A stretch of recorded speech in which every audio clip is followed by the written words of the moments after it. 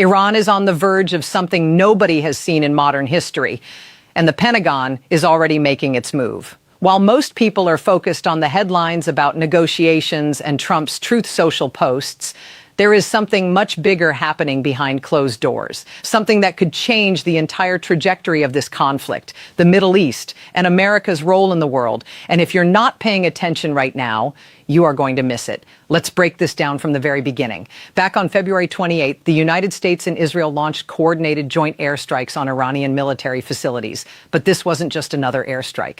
This was the strike that changed everything. In one single operation, Iran's supreme leader, Ali Khamenei, the man who had ruled the Islamic Republic with an iron fist for decades, was eliminated. Along with him, approximately 40 senior Iranian leaders were taken out simultaneously. Think about that for a second. The top of the entire Iranian power structure, gone in one night. Now we are more than a month into what the U.S. military has officially called Operation Epic Fury.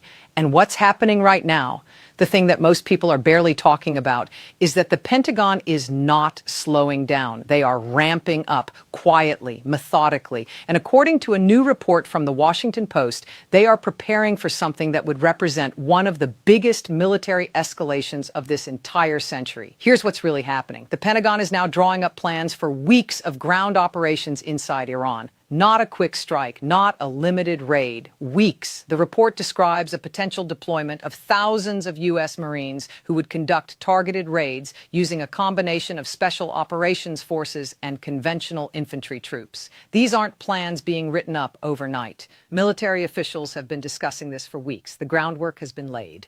The conversations have been had. And this is where it gets serious. Let's talk about the numbers, because the scale of what is already in the region is staggering. There are already nearly 5,000 Marines and sailors in the area. On top of that, roughly 2,000 members of the Army's 82nd Airborne Division are already deployed. And last week, reports emerged that officials were considering sending an additional 10,000 American troops to the Middle East, not to replace what's there, but to add to it. To give President Trump what military planners call maximum optionality. In other words, whatever Trump decides to do next, he wants every tool available at his disposal. But what happened next is where things get really interesting. When the White House was pressed on this, Press Secretary Karoline Leavitt gave a carefully worded response. She told the Washington Post that it is the job of the Pentagon to make preparations in order to give the commander-in-chief maximum optionality, and that it does not mean the president has made a decision. That statement tells you a lot, actually. It doesn't deny the plans. It doesn't minimize them. It simply says Trump hasn't pulled the trigger yet, but the preparations are real. The troops are moving. The 82nd Airborne, one of the most elite rapid response units in the entire U.S. military, is on standby. This is a division that can deploy to virtually anywhere on the planet on extremely short notice. They are not sent as a signal. They are sent when something is about to happen. Now let's talk about where this could actually go. One of the most strategically significant locations being discussed is Kharg Island. If you don't know what that is, pay attention, because this is one of the most important chess moves in this entire conflict. Kharg Island is Iran's primary oil export hub.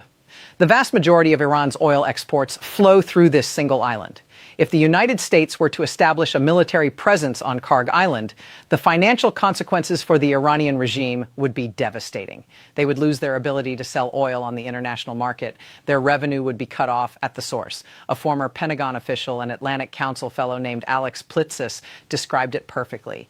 He said it's like taking a chess piece off Iran's board and putting another bargaining chip in your pocket. That's not just a military move. That's an economic stranglehold. And it would give Trump enormous leverage in any negotiations going forward.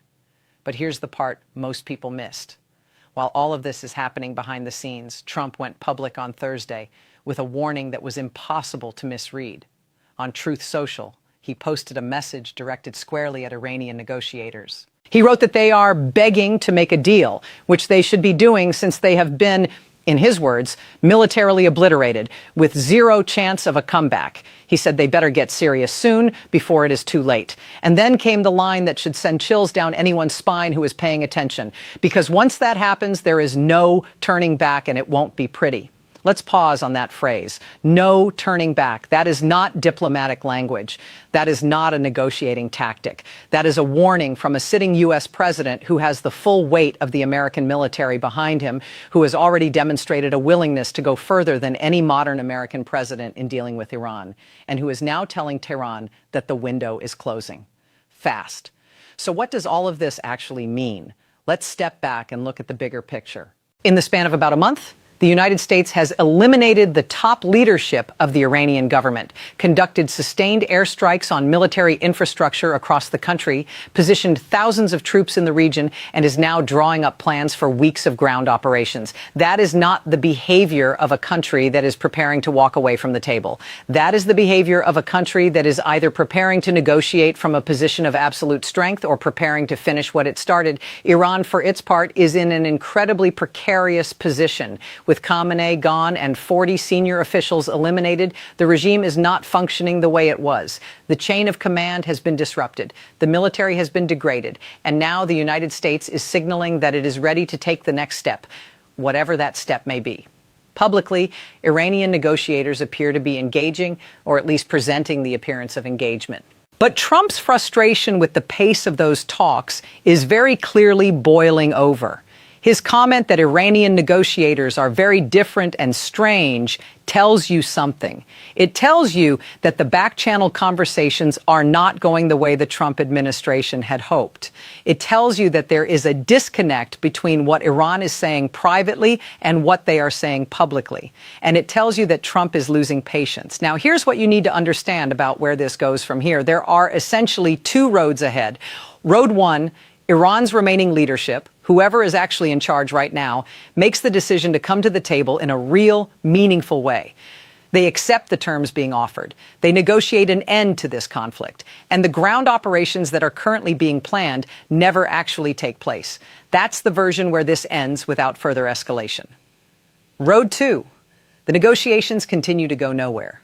Iran keeps stalling, keeps presenting a public face while doing something different behind closed doors.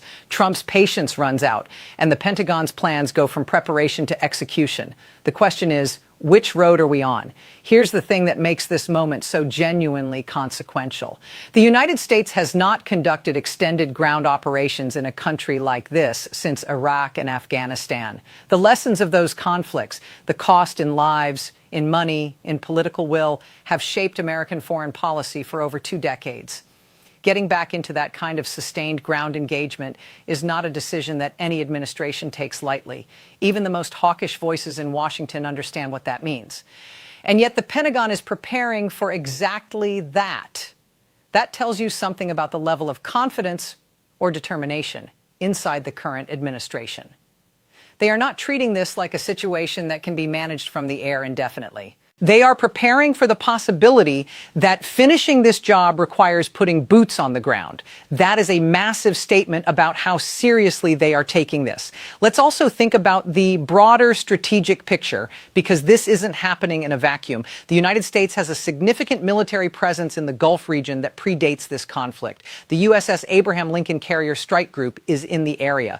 B-1 Lancer bombers are operating out of RAF Fairford in England. The logistics and infrastructure for a sustained military campaign are already in place. These are not things you build overnight. These are assets that take weeks to position, and they were positioned for a reason. Every move in this conflict has been deliberate. The joint strike with Israel on February 28th was deliberate. The sustained airstrikes that followed were deliberate. The deployment of the 82nd Airborne was deliberate. The leak of the ground operations planning, and let's be clear, Washington Post reports like this one rarely happen without some level of authorization. That was deliberate too. This is messaging. This is the United States telling Iran's remaining leadership that the next phase is ready to begin the moment Trump gives the order.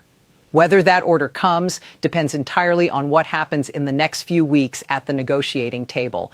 And that is exactly why Trump's Truth Social post matters so much. He is not speaking to the American public with that message. He is speaking directly to whoever is currently making decisions in Tehran. He is telling them that the clock is running out, that the ground operations being prepared right now are not hypothetical, that the phrase "no turning back" means exactly what it sounds like. Now let's talk about what the American public should actually make of all this. This is a moment that does not have a clear parallel in recent history. The United States and Iran have been adversaries for over 4 decades. There have been proxy conflicts, sanctions, diplomatic crises, and moments of extreme tension. But nothing like this. The elimination of the supreme leader and the top tier of the Iranian government in a single night was not something that was on anyone's bingo card. And now, just over a month later, the United States is preparing for ground operations inside Iran itself. Whatever you think about the decisions that led to this point, whatever your political views are on how this conflict began or how it should end, the reality of where we are right now is undeniable. The United States military is positioned for a level of engagement with Iran that would have been almost unthinkable even a year ago. And the decisions being made in the next few weeks, both in Washington and in Tehran, are going to determine what this chapter of history looks like when it's written. The real question now is whether Iran's remaining leadership reads the room in time. Because if Trump's warning is to be taken at face value, and given everything that has happened over the past month, there is very little reason not to take it at face value. The window for a negotiated resolution is closing. And once those boots hit the ground inside Iran, the nature of this conflict changes entirely. So what do you think? Is Iran going to come to the table before that window closes, or are we watching the opening moves of something much, much bigger? Drop your thoughts in the comments below, because this story is moving fast and the next development could come at any moment.